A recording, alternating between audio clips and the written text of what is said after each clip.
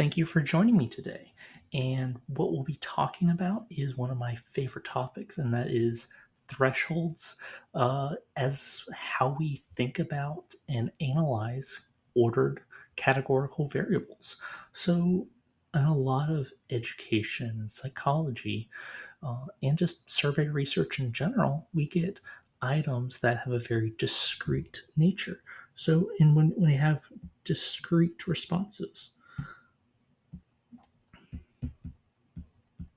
what we can really think about is, well, how do we analyze it? How do we describe these data in a way that is useful to us at some point when we're hopefully going into other types of modeling?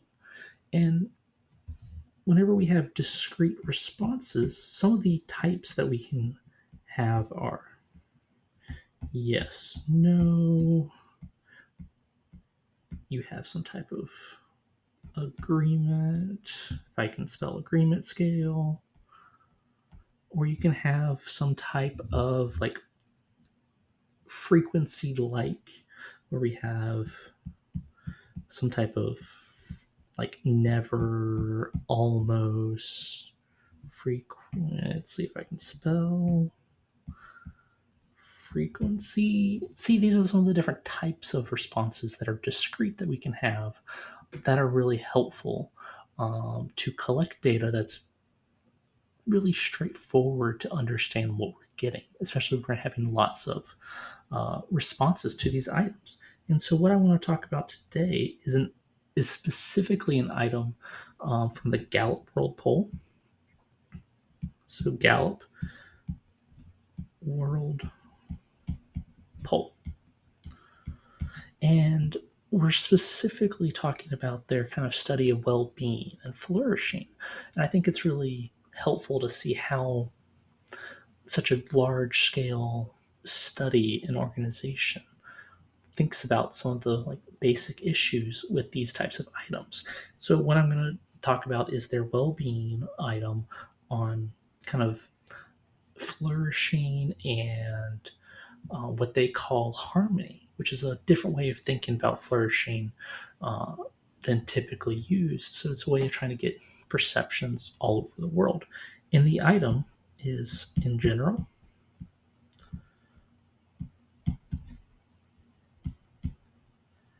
how often, then it goes dot dot dot, stable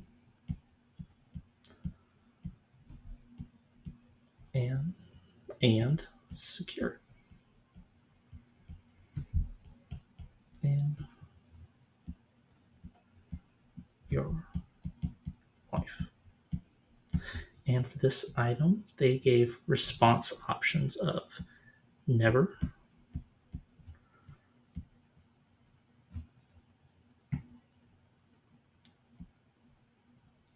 it's never,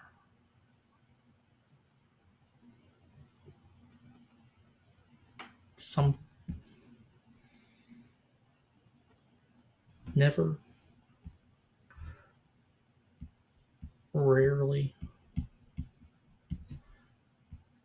often, and always.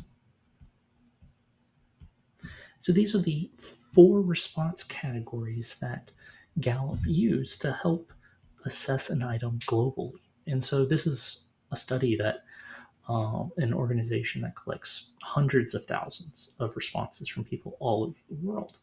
And so, and all of those responses are categorized as one of these four discrete but ordered categories. And so now our job as people who want to use these data and try to understand how people feel like secure and this type of what they considered like a harmonious part of your life is if you feel stable. How does that kind of translate and how can we think about and describe these data in a way that's hopefully useful? So, I mean, one of the obvious ways is just what are the counts? So, one way is just describe, so they have like in a little in one, in two, in three, and in four. So, what these are just the counts for how many people responded to each category. Um, I mean, it's a very useful way of just saying, what did we observe? Now, when we want to kind of go further than that, we can move into, well, what's the probability of P1 of category 1? We can call it P1, P2, P3, and P4, so that we have a probability of each response category. Kind of thinking about it more in a very general term, is we can think of what is the probability that our item is equal to 1. That's a general way of writing the probability. And it can be a very useful way of thinking about it. And what we're going to talk about, what I want to emphasize in the description of this item in these categories, is the frequency can be thought of even more generally, because everyone has some type of frequency that they have that they kind of have to force into one of those categories. So one of the ways that we can think about these items is that underneath the category there is some what is called the latent response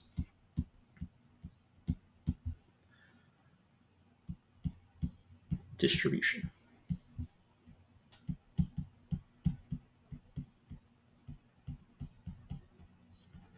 And so this becomes it's typically thought of as a normally distributed variable, where it has some mean and some spread. We don't know what it is. It's just a statistical idea that we have for helping us understand categorical items. And so at the far end down here, we have, well, you would respond, what is a one? So never. We have people that respond rarely as a 2.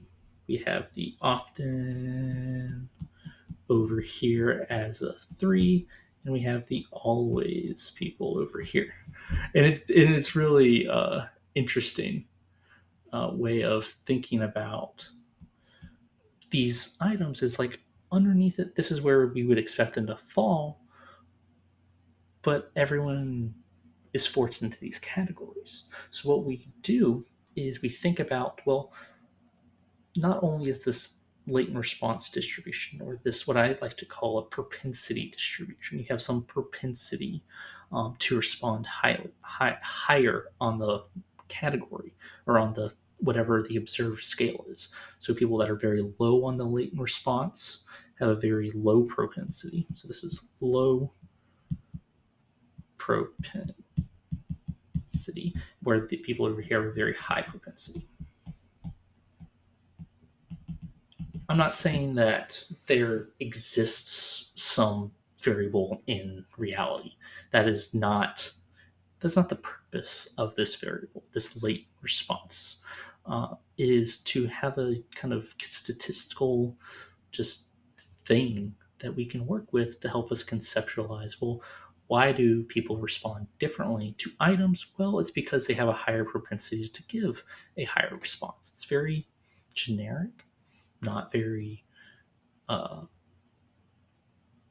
may not be perfectly accurate in reality of the response process, but it provides a starting point for understanding differences in responses. And so now, how do we actually get the observed response? Well, there's this idea of we actually just cut it up. You have like right there and right there. So we have people that respond that are very low on the distribution, so below what is called threshold 1, or tau 1, threshold 1, T1. Then we have threshold 2 and threshold 3. And when you are below threshold 1 on this latent response variable, you will give as never. If you're between 1 and 2, you'll give a 2. If you're between 2 and 3, you'll give a 3. If you're above 3, you'll give a 4. And that's how the latent response distribution is categorized. So one of the ways that we can kind of mathematically describe that is that, say we give this latent response variable this what is often called a y star. So your observed response is equal to what is commonly denoted as k for some unobserved response for a y star less than or equal to tau k minus 1 and less than tau k. And so, like, if your latent response variable is, say, no more than tau 1, so then you are at the low end. And if you have a high tau or high latent response, you'll be at a higher observed score. That's kind of how we think about it. And it's this categorization process that occurs. And so one of the powerful ways that we can think about these and why this becomes so useful is that we can actually estimate what these thresholds are given any counts or given any probabilities or any not probable, given any any response probabilities for a set of items. We can obtain what is the sample estimate for these thresholds, and that becomes really powerful and really useful way of describing these data. What is called like a categorical estimator. What you can say is, because there's not technically an intercept, but we can think about, well, how do we categorize them? And so, well, one way of estimating that's supposed to be a tau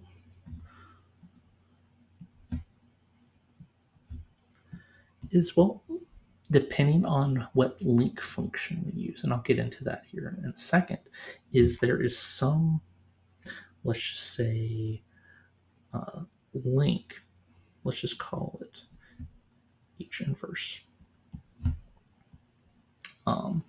between, well, what is the probability of responses? So we have the probability that y is less than or equal to 1.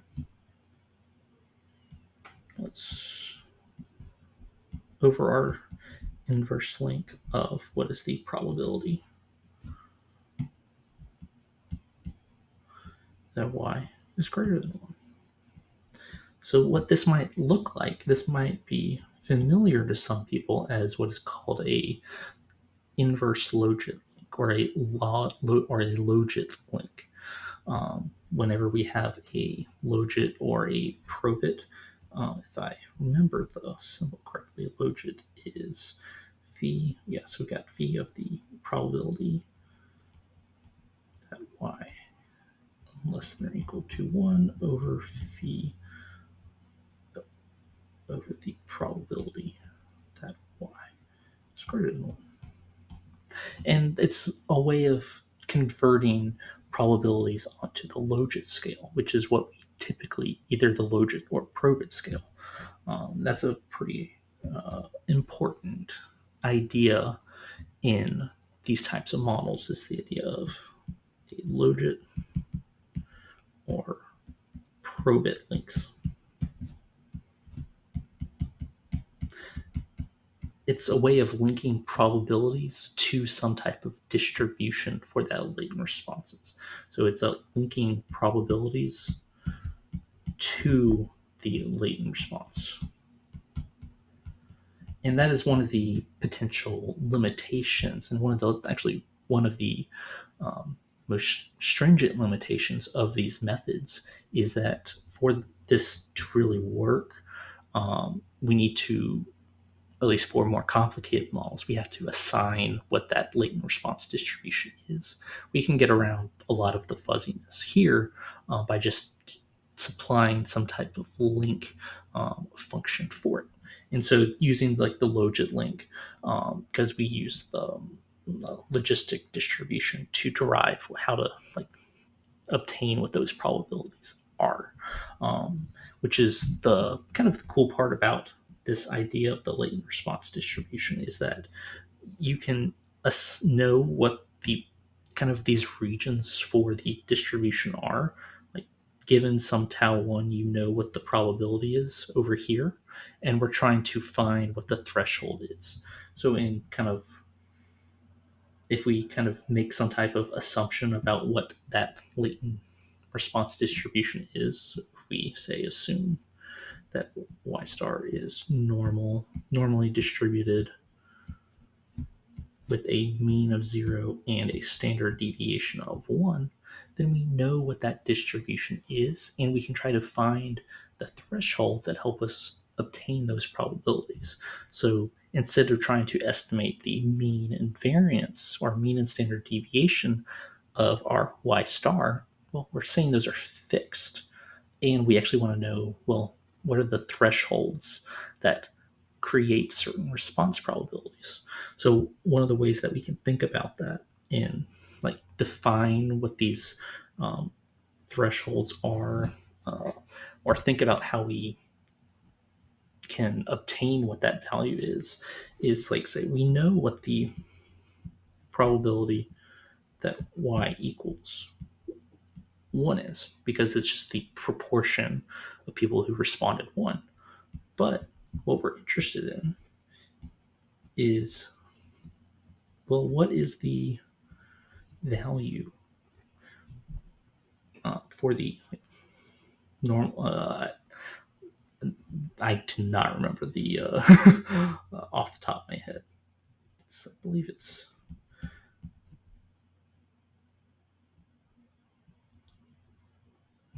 something like that. It's whatever the cumulative uh, response distribution is for the normal curve. So we can obtain those probabilities, and our goal is to estimate what that threshold is in this equation, because the threshold or the probability is known, and the uh, parameters of the normal distribution are known. So we just have to solve for tau to obtain what those probabilities are, in kind of like the most general sense. But we don't really have to do this in our case, which is nice, because if we just use like the logistic link, this becomes a lot easier.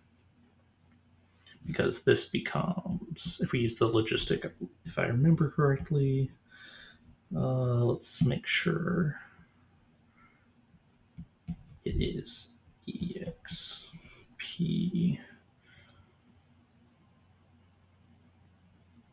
Uh,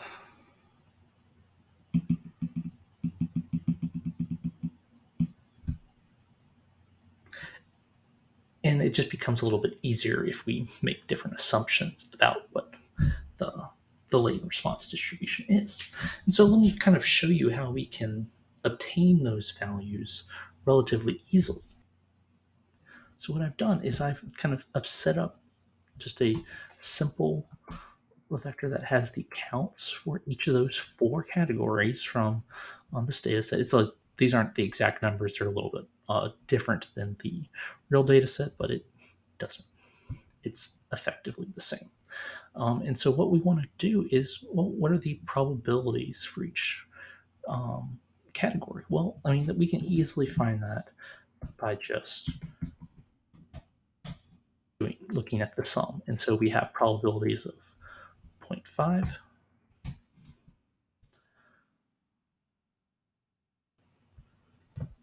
Let's make that a little, yeah, there we go. That's a little bit better. We have probabilities of 0.5, 0.2, or 0.05, 0.2, 0.38, and 0.37. So, yeah, you got approximately a very disparate proportions, especially for category 1. And the response probabilities of like 0.056 and 0.19, 0.38, what we can do is we can convert those into probabilities and or thresholds on the kind of latent response distribution, or on that Probit scale, based on that mapping that I showed you of thinking of, well, what is the cumulative distribution? So where on the normal distribution do we go or sum up to obtain a given probability? So in our case right here, what we're looking at, well, what probability allows us to, or what threshold of cutting up the normal distribution allows us to get to 0.056.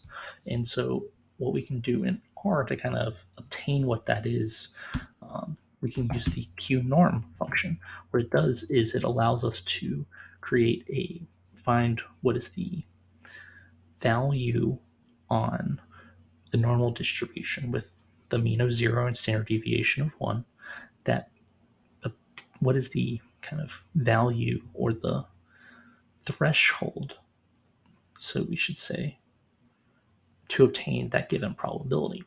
So if we go to 0 probabilities, and we can actually then obtain what is the threshold that cuts between that first 5% of the latent response distribution. And so we can just use for threshold 1 at least, we can just use the qnorm of 0.056.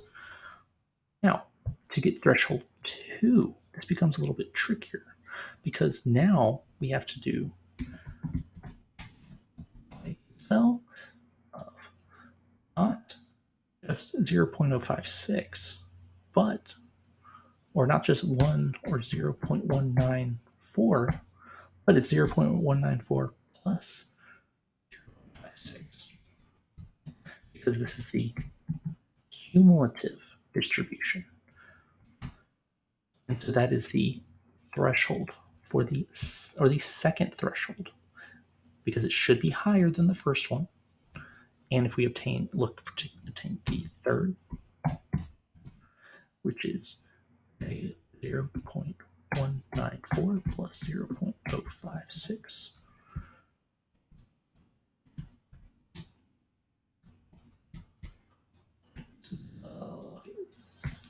0.379 plus, and that is the second threshold. Or the third threshold is at 0.329. And it's really useful to see where those kind of thresholds can come from as part of the normal distribution, which is something most people are familiar with. So again, mapping our thresholds and the response probabilities, or the proportion of people who respond to each category, onto the latent response distribution, this normal curve, if you should say, allows us to think about categories in a little bit of a different way. And so not only can we think about, well, what is the probability of responding never? Well, now we can think, well, what is the probability of kind of bridging this gap to go from never to rarely, or from rarely to often? And that becomes a really useful inferential tool of thinking of, well, what are the tendencies of responses? And we can build on this in really powerful ways of thinking about differences in that response distribution. So not only thinking about, well, maybe that y star, well, maybe it, instead of just saying it's distributed as normally distributed with a given mean and standard deviation, well, maybe that tendency is dependent upon some characteristic. Maybe the expected value of y star is not equal to 0, but instead it's equal to, well, some constant or some beta weight times, say, your age. Maybe the tendency to respond is dependent upon some characteristic. And we can think about, well, maybe it's not just an observed characteristic. Well, what if there are other types of characteristics, some types of unobserved phenomena? We can think about a latent variable, maybe. This is one of the most powerful ideas of latent variable modeling, to come out in the last 40, 50 years is using a latent response variable to capture individual differences in responses to categorical items, but putting it on a scale that has some type of mean and variance or standard deviation. And we can think about, well, how do we shift up and down this latent variable or this unobserved tendency variable? Because again, it's not that we're saying this variable exists and observed. It's a statistical artifact to help us manipulate probabilities. And we can choose different link functions and different probability distributions for y star and that latent response tendency variable. We just sometimes have to be really clever about how we do it, but we can still are it's on us to help kind of define how these characteristics occur. One of the other really important ways that we can do it is, well, maybe we're interested in whether you were in some type of treatment. Okay, we can look at a shift, or maybe it's actually related to some underlying variable. This is like the latent variable idea is that, well, there's some unobserved variable eta with some reliability. And now we're into factor analysis and item response theory like ideas of capturing differences between individuals with like a random effects like a model. And that's what I'm really excited to describe some of these types of analyses and ways of thinking about categorical data that move beyond counts and into these more descriptive and more didactic ways of conceptualizing categorical data to help us really. And that's what I'm excited to talk about more. And please like and subscribe and let me know if you have any questions.